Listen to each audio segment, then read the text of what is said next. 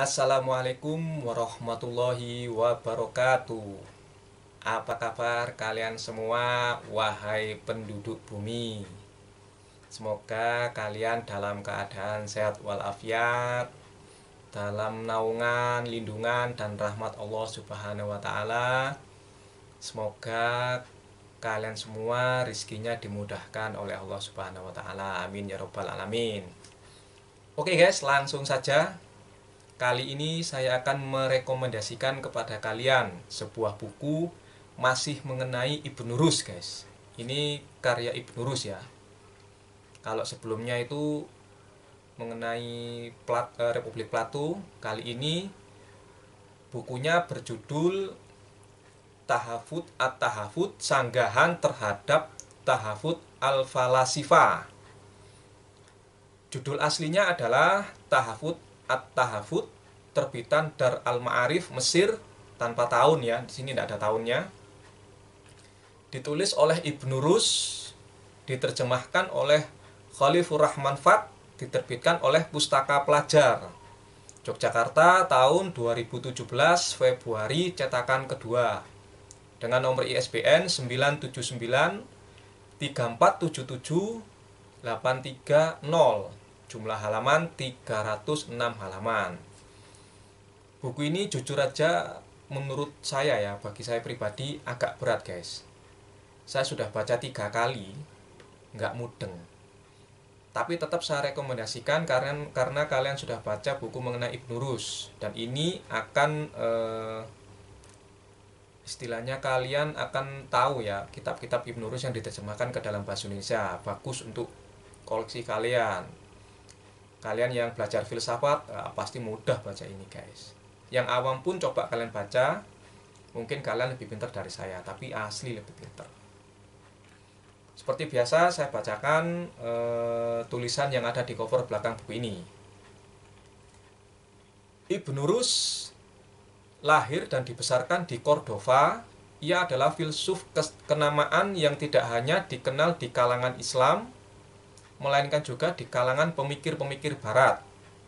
Selain menulis filsafat, Ibnu Rus juga menulis tentang pengobatan, fauna, kosmologi, teologi, logika, dan lain-lain.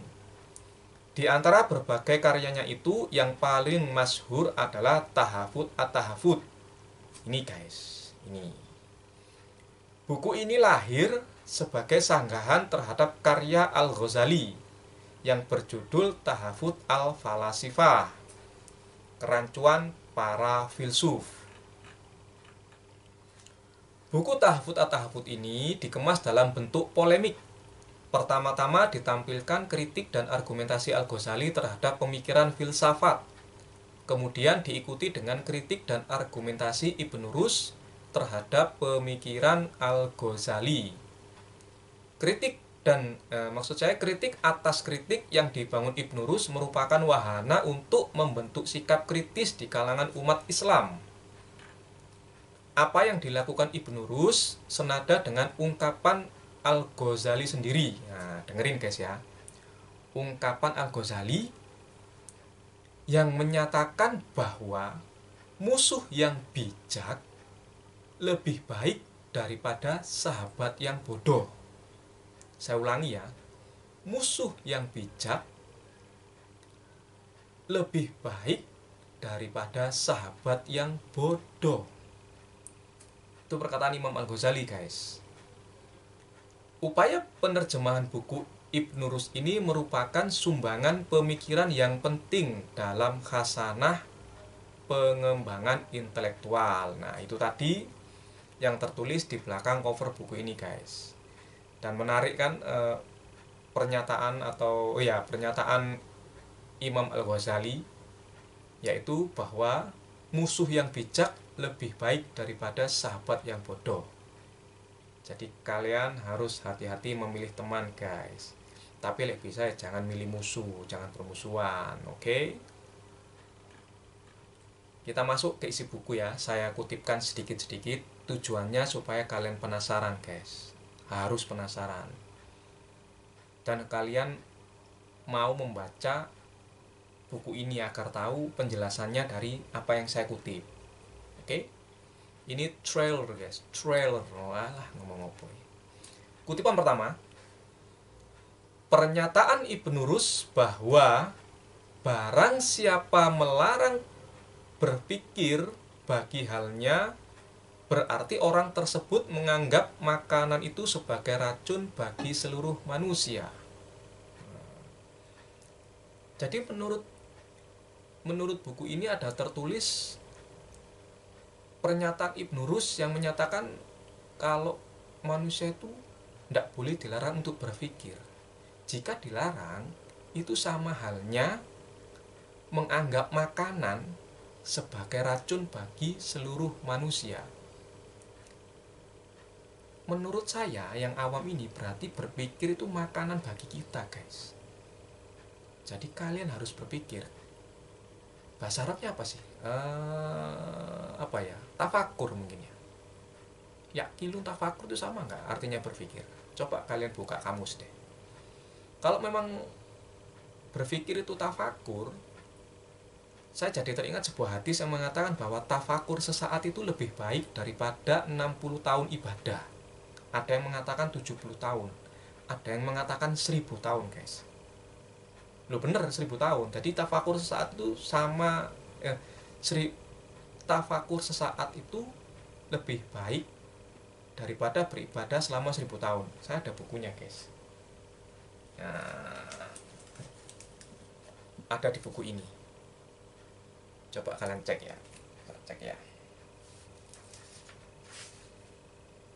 Ada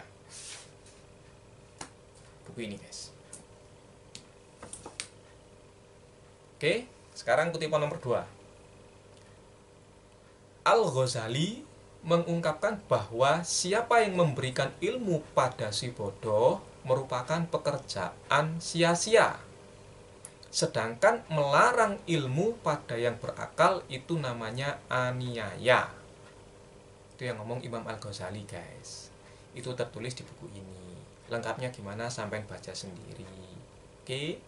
Sengaja saya kutip itu toh supaya kalian penasaran, lanjutannya gimana, kalimat sebelumnya gimana, ya baca sendiri buku ini. Oke guys.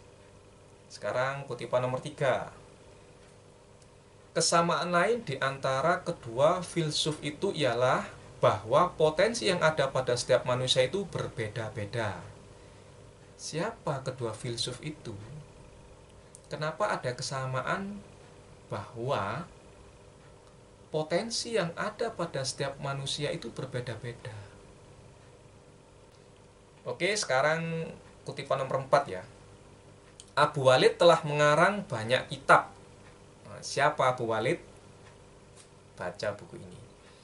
Saya hitung ya di sini disebutkan banyak. Saya hitung tuh ada 46 kitab. Tapi saya sebutkan sedikit aja. Yang pertama, Kitab Nihayatul Al-Mujtahid di bidang fikih. Nah, kalian dengar judulnya saja pasti tahu siapa Abu Walid itu, karena saya sudah pernah bikin videonya mengenai Kitab Nihayatul Al-Mujtahid, yaitu kitab fikih perbandingan mazhab. Oke. Yang kedua, interpretasi terhadap Ibnu Sina di bidang kedokteran. Yang ketiga, kitab mengenai antologi pemikiran Aristoteles tentang kosmologi dan ketuhanan. Kemudian menulis kitab mengenai tulisan masalah seputar waktu. Lalu kitab masalah seputar penyakit demam. Terus kitab yang membedah apakah akal yang ada pada diri kita yang dikategorikan Al-Hayulani dalam kurung materi pertama dapat merasionalisasi bentuk-bentuk lain yang terpisah atau tidak. Kitab tersebut diminta dan dijanjikan pembahasannya oleh Aristoteles dalam kitab An-Nafs.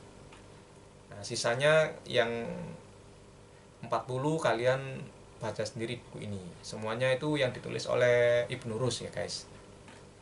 Oke, ini kutipan yang terakhir nomor 5. Nah, nomor 5 ini dengerin guys ya. Dengerin, ada kutipan seperti ini guys. Lakukanlah tabayun dalam kurung klarifikasi untuk mencari akar persoalan ini. apabila hanya sekali memandang, janganlah serta merta terburu-buru menjatuhkan vonis hukum atas makhluk ciptaan Allah. Saya kutip cukup di sini. Sebenarnya ada kutipan lengkapnya, guys. Tapi saya kutip sampai di sini. Kalimat lebih lengkapnya kalian baca sendiri dalam buku ini, guys. Oke, kalian baca buku ini.